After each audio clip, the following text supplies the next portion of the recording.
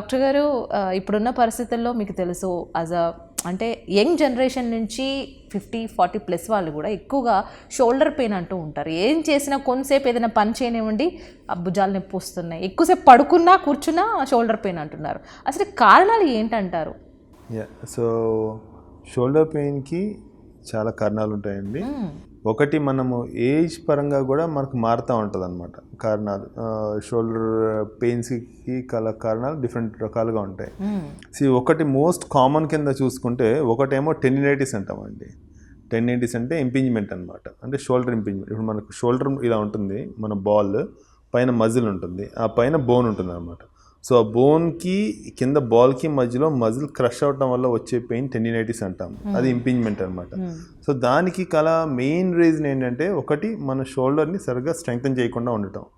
So ఎప్పుడైతే మనం muscle స్ట్రాంగ్గా ఉంచుకోమో, షోల్డర్ మజిల్ స్ట్రెంగ్తనింగ్ ఎక్సర్సైజ్ అవి ప్రాపర్గా చేయమో, అప్పుడు ఈ బాల్ మజిల్ వీక్నెస్ వల్ల అలా పైకి రైడ్ అవుతుంది. రైడ్ అయ్యి అక్రోమియన్ టచ్ చేస్తూ ఉంటుంది. సో ఎప్పుడైతే అక్రోమియన్ టచ్ చేస్తూ ఉంటుందో స్లోగా మజిల్ క్రష్ అవుతూ ఉంటుంది. అక్రోమియన్ అంటే పైన బోన్ అండి. క్రష్ అయ్యి అక్కడ టెండినైటిస్, ఆ మజిల్లో ఇన్ఫ్లమేషన్ అది వచ్చి ఆ భుజంలో పెయిన్ వస్తుంది అనమాట. సో ఆ కండిషన్లో ఏంటంటే పేషెంట్కి చెయ్యి ఇక్కడ ఎత్తిన వరకు పెయిన్ ఉండదు, కొంచెం ఎక్స్ట్రీమ్ పైదాకా వెళ్ళినప్పుడు పెయిన్ వస్తూ ఉంటుంది అనమాట. సో ఇది టిపికల్ ఆఫ్ టెండినైటిస్. ఈ టెండినైటిస్ చాలా కామన్గా చూస్తాము. అండ్ ఇది ఒకటేమో మజిల్ వీక్నెస్ వల్ల, రెండు మన ఎక్సర్సైజ్ అవి చేసినప్పుడు ఆ పోస్చర్ అది ఇంప్రాపర్గా పెట్టి ఎక్సర్సైజ్ చేసినప్పుడు కూడా ఈ బాల్ వెళ్ళి దానికి ఇంపింజ్ అవుతుంది అనమాట, దానికి టచ్ అవుతుంది. అంటే అబ్నార్మల్ పోస్చర్లో మనం ఏదైనా వర్కౌట్ చేసినా సరే ఆ షోల్డర్ టచ్ అయినప్పుడు అప్పుడు కూడా ఇంపింజ్మెంట్ వల్ల మనకు టెండినైటిస్ వచ్చి షోల్డర్ పెయిన్ వస్తుంది. అండ్ ఈ ఇంపింజ్మెంట్ మనకు రిపిటేటివ్గా అయ్యి ఒక టైంలో టేర్ అయిపోవచ్చు, మజిల్ టేర్ అవ్వచ్చు. ఒక్కోసారి క్రష్ అవడానికి కొంచెం గట్టిగా క్రష్ అయింది అనుకోండి, ఎక్కడైనా పడ్డారు, ఎక్కువ గట్టిగా క్రష్ అయింది అంటే సడన్గా అప్పుడు మజిల్ టేర్ అవ్వచ్చు. దాన్ని కఫ్ టేర్ అంటాము. సో ఇది one of the most common cause. ఇంకో కాజ్ వచ్చేసి ఫ్రోజన్ షోల్డర్ అండి. సో ఫ్రోజన్ షోల్డర్ అంటే దాంట్లో మనకు షోల్డర్ స్టిఫ్ అయిపోతూ ఉంటుంది. సో ఈ ఫ్రోజన్ షోల్డర్ అనేది మనకు లేట్ 40s 50sలో వస్తుంది. సో దానికి ఎట్లా అంటే దానికి ఒక డ్యూరేషన్ ఉంటుంది. It will be about 9 to 12 months duration ఉంటుంది టోటల్ ప్రాసెస్కి. బేసికలీ ఒక 3 phases ఉంటాయి దానికి. Inflammatory phase, stiffness phase and thawing phase ఉంటుంది. ఇన్ఫ్లమేటరీ ఫేజ్ ఒక 3 to 4 months ఉంటుందండి. సో దీంట్లో ఏంటంటే మనకు ఆ క్యాప్ష్యూల్ అంతా రెడ్ అండ్ ఇన్ఫ్లేమ్డ్ అయిపోద్ది అనమాట. So it be very painful. So without any cause, దానికి ఒక కాజ్ ఏమి ఉండదు. సో ఏమో స్పాంటేనియస్గా అదే షోల్డర్లో పెయిన్ రావడం స్టార్ట్ అవుతుంది.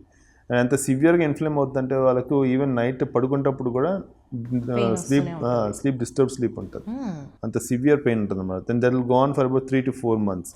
ఆ ఇన్ఫ్లమేటరీ ఫేజ్ అయిపోయిన తర్వాత థాయింగ్ ఫేజ్, స్టిఫ్నెస్ ఫేజ్ వస్తుంది. ఆ స్టిఫ్నెస్ ఫేజ్ మనకి ఇంకో 3 to 4 months ఉంటుందండి. అదేనండి ఇంకా మూమెంట్స్ అనేవి స్టిఫ్ అయిపోతూ ఉంటాయి, ఎందుకంటే ఆ క్యాప్ష్యూల్ అనే లేయర్ స్టిఫ్ అయిపోతూ ఉంటుంది. ఫస్ట్ ఇన్ఫ్లేమ్ అయిన క్యాప్ష్యూల్ తర్వాత స్టిఫ్ అయిపోతూ ఉంటుంది.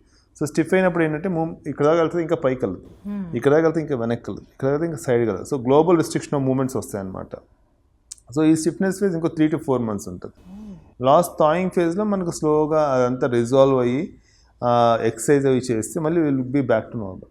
సో అందుకని ఫ్రోజన్ షోల్డర్ ఏమో it will be for about 9 to 12 months. ఇది ఇంకొక one of the most common cause అండి, నెంబర్ 2 కాజ్. అండ్ ఇంకొక కాజ్ వచ్చేసి షోల్డర్ ఆర్థరైటిస్ అంటాం. షోల్డర్ ఆర్థరైటిస్ అంటే షోల్డర్ అరిగిపోవడం అనమాట. ఇది మనకు ఓవర్ యూజ్ వల్ల ఎల్డర్లీలో వస్తుంది. లేట్ 50s 60sలో రావచ్చు. సో వాళ్ళకు కూడా షోల్డర్ మూమెంట్స్కి పెయిన్ వస్తుంది అనమాట. ఇది థర్డ్ కామన్ కాజ్. ఇంకొక కాజ్ ఏమో షోల్డర్ ఇన్స్టెబిలిటీ అంటాం. షోల్డర్ ఇన్స్టెబిలిటీ అంటే షోల్డర్ స్లిప్ అయిపోద్ది అనమాట. యాక్చువల్గా మనకు షోల్డర్ ఏంటంటే మనకు మూమెంట్స్ చాలా ఎక్కువగా ఉంటాయి షోల్డర్లో.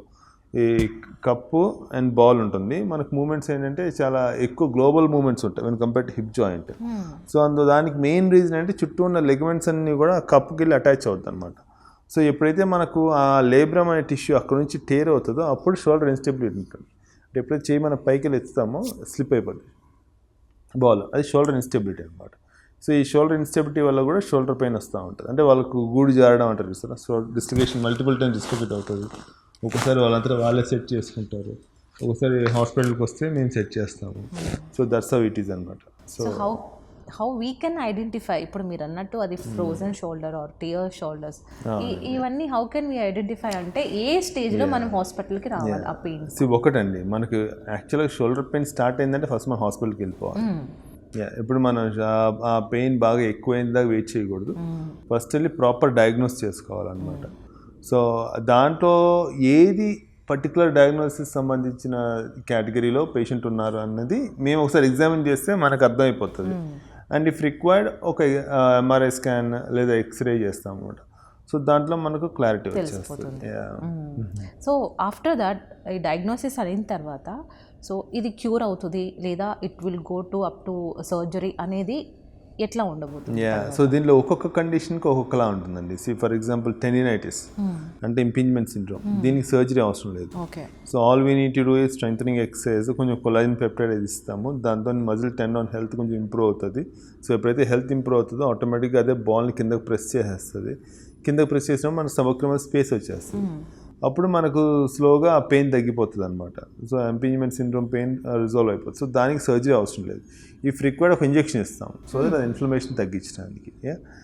కాకపోతే ఈ ఇంపింజ్మెంట్ సిండ్రోమ్ మనం నెగ్లెక్ట్ చేసి, ఈ టెండినైటిస్ నెగ్లెక్ట్ చేసి కఫ్ టేర్లోకి వచ్చింది అనుకోండి, then that would require surgery. దానివల్ల రిపేర్ చేయాల్సి ఉంటుంది అనమాట. అండ్ రెండో కండిషన్ వచ్చేసి ఫ్రోజన్ షోల్డర్. సో ఫ్రోజన్ షోల్డర్కి సర్జరీ అవసరం లేదు. సో ఫ్రోజన్ షోల్డర్కి మెయిన్ ట్రీట్మెంట్ ఈజ్ ఫిజియోథెరపీ. వాళ్ళు ఎక్సర్సైజ్ చేపిస్తాము, దానివల్ల వాళ్ళకి ఏంటంటే wall climbing exercise, different kinds of exercise ఉంటుంది, ఫిజియోథెరపీ ఉంటుంది. అవన్నీ చేస్తే గ్లోబల్గా మూమెంట్ అనేది స్లోగా ఇంప్రూవ్ అవడం స్టార్ట్ అవుతుంది. And over period of time resolve అయిపోతుంది. లేదంటే మనకు ఎక్సర్సైజ్ చేయకపోతే మటుకు స్టిఫ్ అయిపోతుంది. 12 months కల్లా వెళ్ళి టూ స్టిఫ్, అంటే ఇంతకన్నా మూమెంట్ రాదు. ఆ టైంలో ఏం చేస్తామంటే ఇంకా చిన్న కీ హోల్స్ వచ్చి జాయింట్లో కెమెరా పెట్టి మొత్తం క్యాప్సూల్ కట్ చేస్తాము. కట్ చేస్తే మూమెంట్ వచ్చేస్తుంది. సో అది ఫ్రోజన్ షోల్డర్ కూడా సర్జరీ అవసరం లేదు. అండ్ ఆస్టియోఆర్థరైటిస్ అంటే మనం జాయింట్ అరిగిపోవడం వల్ల వచ్చే పెయిన్ ఆఫ్టర్ 60s మీరు అన్నారు. After 60s. సో దాంట్లో ఏంటంటే పెయిన్ చూస్తాము, పెయిన్ లెవెల్స్ ఇంటెన్సిటీ బాగా ఎక్కువగా ఉంది అంటే కనుక then will go for a shoulder replacement. Okay. So ఇప్పుడు ఇంకో కండిషన్ వచ్చేసి cuff tear, rotator cuff tear అన్నాను. సో ఇంపింజ్మెంట్ సిండ్రోమ్, టెండినైటిస్ మనకు ఓవర్ పీరియడ్ ఆఫ్ టైం పెరిగి దాంతో వచ్చేది కఫ్ టేర్ అనమాట. కఫ్ టేర్ అంటే మజిల్ వీక్నెస్ ఉంటుంది అండ్ పెయిన్ కూడా ఉంటుంది. సో వాళ్ళకి కఫ్ టేర్ ఉన్న వాళ్ళకి మటుకు సర్జరీ అవసరం పడుతుంది. చిన్న కీ హోల్ సర్జరీ, జాయింట్లో కెమెరా పెట్టి ఆ మజిల్ని మళ్ళీ రిపేర్ చేసేస్తాము, అది అక్కడ హీల్ అయిపోతుంది, ప్రాబ్లమ్ సాల్వ్ అయిపోతుంది. అండ్ ఇంకో కండిషన్ వచ్చేసి షోల్డర్ ఇన్స్టెబిలిటీ అన్నమాట. సో షోల్డర్ ఇన్స్టెబిలిటీలో మనకు చెయ్యి ఇలా పైకెత్తంగా ఎత్తి ఇలా ఏదైనా ఫర్ ఎగ్జాంపుల్ ఏదైనా రిమోట్ పట్టుకుంటారు, ఏదైనా క్యాచ్ అండ్ ట్రై చేస్తారు, స్లిప్ అయిపోతుంది షోల్డర్. సో వాళ్ళకు చాలా పెయిన్ఫుల్ ఉంటుంది. అది మన రికరెంట్ అయిందంటే కనుక బోన్ లాస్ అయిపోతుంది. సో ఇలాంటివి ఏంటంటే మనం ఎక్కువ నెగ్లెక్ట్ చేయడానికి లేదు.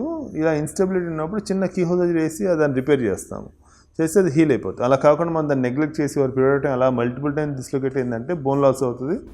అప్పుడు చిన్న బోనీ ప్రొసీజర్ చేయాల్సి వస్తుంది. సో అలా కాంప్లెక్స్ చేసుకోవడం కన్నా ఇనీషియల్ స్టేజ్లోనే మనం వచ్చి చూపించుకున్నాం అంటే most of the time surgery లేకుండానే మేనేజ్ చేయొచ్చు.